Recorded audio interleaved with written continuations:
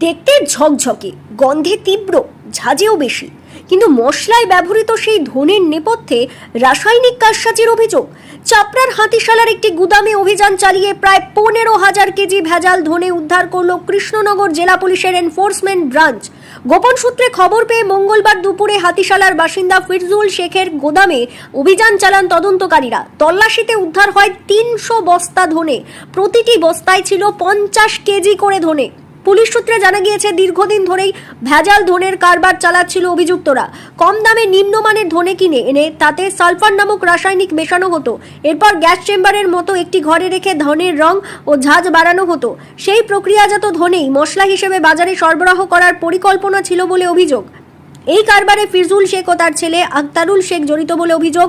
তবে অভিযানের সময় তারা কেউই বাড়িতে ছিলেন না বলে জানা গিয়েছে। উদ্ধার হওয়া ধনের নমুনা পরীক্ষার জন্য পাঠানো হবে। কোন রাসায়নিক ব্যবহার করা হয়েছিল, ধনে কোথা থেকে আনা হতো এবং কোথায় সরবরাহ করা হতো তা খতিয়ে দেখছেন তদন্তকারীরা। ব্যুরো রিপোর্ট, জি নিউজ বাংলা।